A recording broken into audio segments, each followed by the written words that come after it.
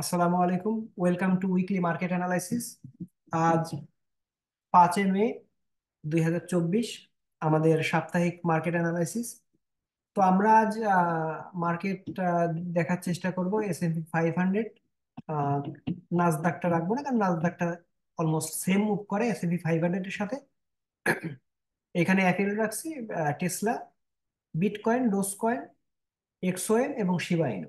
তো এক্সওএমটা আমি একটু, মূলত তিনটা ক্রিপ্টো এবং চারটা স্টক। তো আমাদের এই অ্যানালাইসিসটা পুরাটাই এডুকেশনাল বেসড। আপনারা নিজেদের মতো করে ট্রিট করবেন, এখান থেকে আইডিয়াটা নিয়ে নিজের মতো করে এক্সিকিউট করার চেষ্টা করবেন।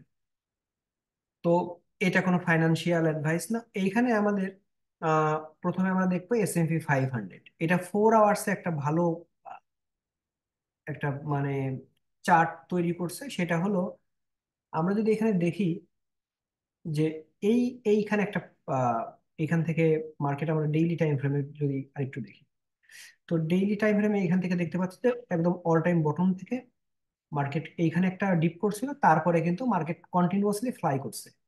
তো আমরা যদি এখান থেকে একটা ট্রেন লাইন ড্র করি, এখনো যদি মার্কেট হেলদি কারেকশনও যদি হয়, এই পর্যন্ত আসতে পারে। আসলে এটাকেও হেলদি বলা হবে। অর্থাৎ এখন যদি মার্কেট এখন থেকেও যদি প্রায় 12% ড্রপ করে, তারপরেও কিন্তু এটা পারফেক্ট বুলিশ। কারণ এটা যেহেতু অনেক টাফ হয়ে গেছে, এ নিয়ে এটা কারেকশন করবে। এখন এই ট্রেন্ড লাইনটা কিন্তু এখন অনেক যেহেতু গ্যাপ আছে, এটা আপাতত প্রাসঙ্গিক না। তো তারপরে আমাদের যেহেতু 4 আওয়ার্স একটা অপরচুনিটি আছে, এটা আমরা এখন দেখে নেব। তো 4 আওয়ার্স এখানে কি, এইখানে একটা, এইখান থেকে আমরা দেখতে পাচ্ছি মার্কেট অল টাইম হাই থেকে এখানে একটা ইয়ে করছিল, এই পর্যন্ত আসছিল। আসার পরে মার্কেট আপসাইডে মুভ করছে। তো আপসাইডে মুভ করছে এখানে কি, এইখান থেকে আমরা দেখতে পাচ্ছি,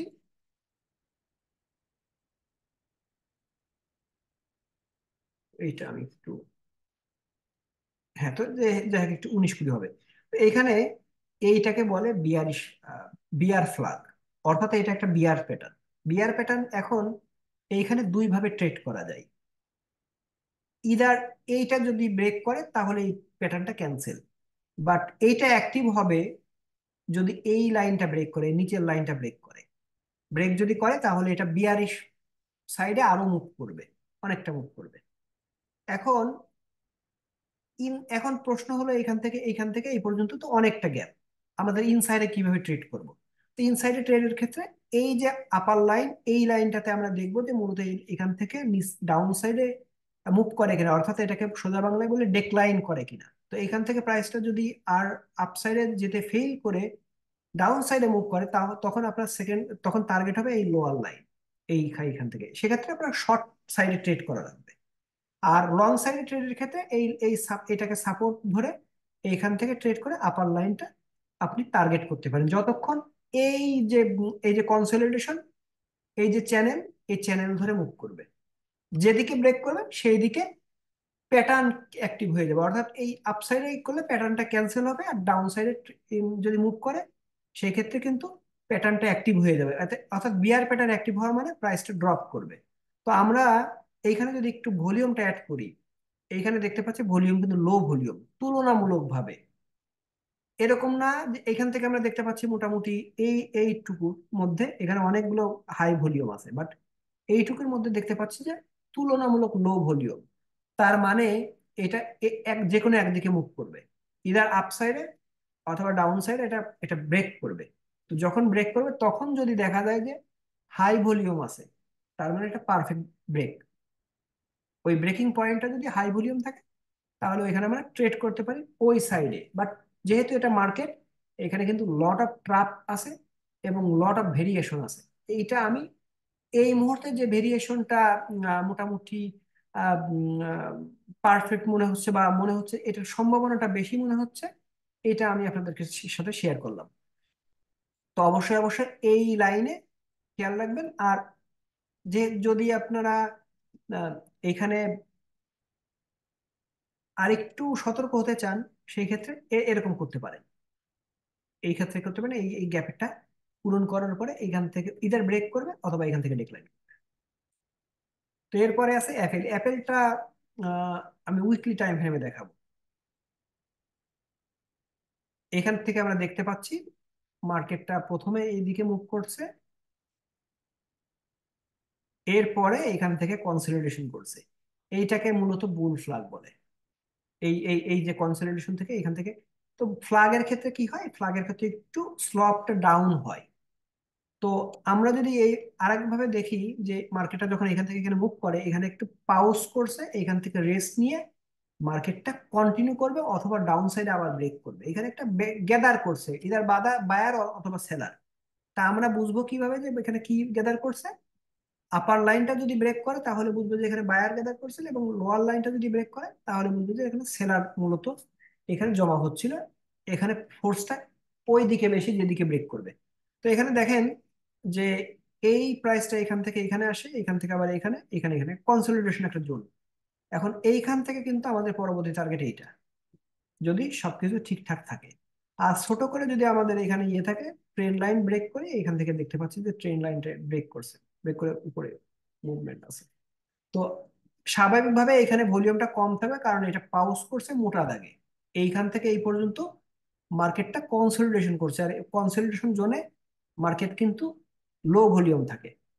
তো এখানে এটা যেদিকে ব্রেক করবে সেদিকে ইয়ে থাকবে। তো আপনি যদি দুই দিকে, দুই ভাবে ট্রেড করা যায়, যে কোনো একদিকে ব্রেক করলে সেই দিকে ট্রেড করবেন, অথবা ইনসাইডে ট্রেড করার ক্ষেত্রে এই লোয়ার লাইন থেকে আপার লাইন, আপার লাইন থেকে লোয়ার লাইনে ট্রেড করবেন। তো এটা যেহেতু উইকলি টাইম ফ্রেম, একটু দীর্ঘ সময় লাগবে এটা এক্সিকিউট করতে। সেই ক্ষেত্রে আপনার সুইং ট্রেড করার মতো মানসিকতা থাকা লাগবে। এরপরে আছে টেসলা। টেসলা এইটা কিন্তু আমরা আহ সম্ভবত এই সপ্তাহে, অর্থাৎ 15ই এইখানে, মানে গত সপ্তাহের আগের সপ্তাহে আমাদের কিন্তু এই প্যাটার্নটা ড্র করছিলাম এই মার্কেট অ্যানালাইসিসের মধ্যে। তো করে আমাদের কিন্তু এখানে দেখাইছিলাম যে এখানে একটা পটেনশিয়াল আছে এখান থেকে ইন করার। তো মার্কেট কিন্তু এখানে দেখেন জাম্প করছে। পরবর্তী আমাদের এই যে প্যাটার্ন, এই প্যাটার্নের ট্রেডের সিস্টেম হলো, এটা কিন্তু নিউট্রাল প্যাটার্ন। অর্থাৎ এটা আপসাইডে ডাউন সাইডে যে কোনো দিকেই ব্রেক করার সমান সম্ভাবনা। তো এখন এইটা কোন দিকে ব্রেক করবে কিভাবে বুঝবো? যদি এই লোয়ার লাইন ব্রেক করে নিচে মুভ করে উইথ হাই ভলিউম, তখন বুঝবো যে মার্কেটটা ডাউনে যাবে। তো আপনি এখন এখান থেকে বোঝা লাগবে যে লোয়ার লাইন যদি ব্রেক করে তাহলে টেসলার প্রাইসটা কিন্তু অনেক কমে যাবে, এবং সিমেট্রিক্যাল ট্রায়াঙ্গেলের টার্গেট অনুযায়ী অনেক কমে যাবে, তো কাইন্ড অফ পেনি স্টক হয়ে যাবে। আর এখান থেকে স্বাভাবিকভাবে সেই ক্ষেত্রে আমরা জানি যে টেসলাটা স্ট্রং কোম্পানি, অ্যাটলিস্ট হাইফের দিক দিয়ে হলেও। তো সেই ক্ষেত্রে আমরা, আমাদের বেটটা স্বাভাবিকভাবেই থাকবে যে আপার লাইনটা ব্রেক করবে। তো আপার লাইনে ব্রেক করলে প্রাইসটা কিন্তু অনেকটা হাই হবে।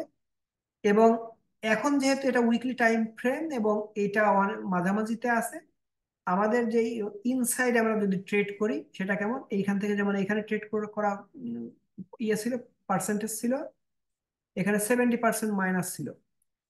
অর্থাৎ আপনি যদি এখান থেকে আপনার পজিশন থাকে এই পর্যন্ত, আপনার 75% মাইনাস হয়ে যায়।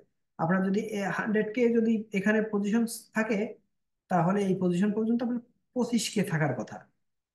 তারপরে এইখান থেকে আবার কি করছে, মার্কেট আবার যখন আপসাইডে মুভ করছে, 200% প্রায় মুভ করছে এখান থেকে। এখন এরপরে আবার কি করছে, এইখান থেকে আমরা জানি যে ডাউন সাইডে কিন্তু 100%-এর বেশি, মানে 99%-এর বেশি মুভ করে, 100% মুভ করে না। তো এখান থেকে 75%, কিন্তু এইটা এইখান থেকে এই পর্যন্ত 200%, কিন্তু তার থেকে অনেক বেশি মুভ করে কিন্তু মাত্র 75%, কারণ ডাউন সাইডে মুভটা পার্সেন্টেজটা কম হয়। তো এখান থেকে আমরা দেখতে পাচ্ছি এইখান থেকে কিন্তু 53%। তো এরপরে এইখান থেকে আমাদের এই ইনসাইড অফ দ্য প্যাটার্নে এইখান থেকে আর যদি আমাদের ধরা হয় তাহলে 50% প্লাস। অর্থাৎ এখনো যেখানে আছে এখান থেকে যদি আপার লাইনে হিট করে তাও 20% আপনি প্রফিট পাবেন। বাট এটা কিন্তু এখন রিস্কি ট্রেড হয়ে গেছে, এটা কিন্তু আপনার রিস্ক রিওয়ার্ড রেশিওটা খারাপ পর্যায়ে আছে, এখন ট্রেড করাটা বুদ্ধিমানের মতো কাজ না। এটা পারফেক্ট ট্রেডটা ফলো করা হয় না। তো এখন কাজ হলো যেদিকে ব্রেক করবে সেদিকে ট্রেড।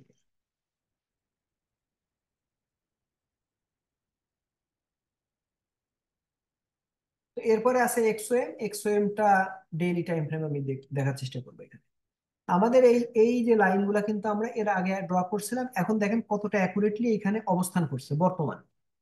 এই নিচের ট্রেন্ড লাইনতে সাপোর্টে আছে, আবার এইখানে আমাদের একটা স্লপ ডাউন বা একটা বিয়ারিশ একটা চ্যানেল আছে। এই বিয়ারিশ চ্যানেলটা কিন্তু ক্ষেত্র বিশেষ বিশেষে, যেমন এর আগে যেহেতু একটা আপ ট্রেন্ড ছিল, এটা যদি ব্রেক করে এটা অ্যাজ এ বুল ফ্ল্যাগ বা একটা বুলিশ প্যাটার্ন হিসেবে এটা ব্রেক করবে। সেই ক্ষেত্রে কিন্তু এটা কিন্তু এই আপার লাইনটা ব্রেক করলে অনেক দূর মুভ করবে।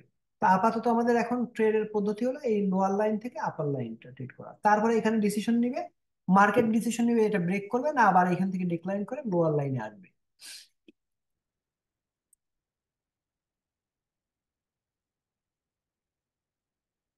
আচ্ছা, এরপরে বিটকয়েনটা আমরা দেখার চেষ্টা করবো। বিটকয়েন আমরা এখানে দেখতে পাচ্ছি মোটামুটি একটা ফ্ল্যাগ আছে, বুলিশের একটা সেট আপ আছে।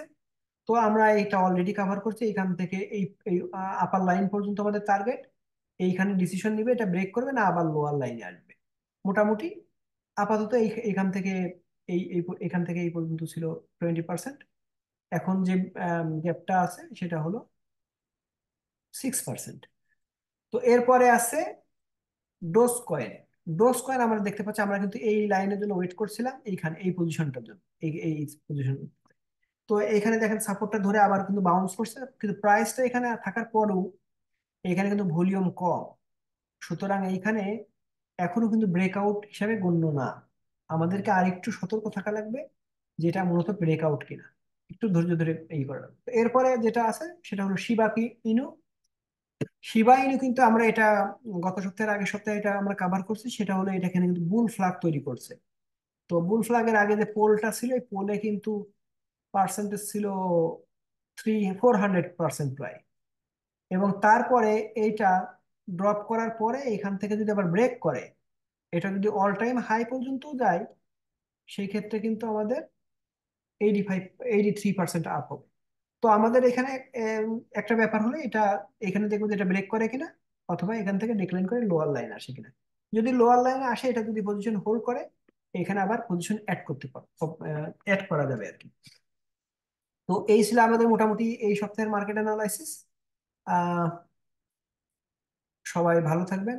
আসসালামু আলাইকুম।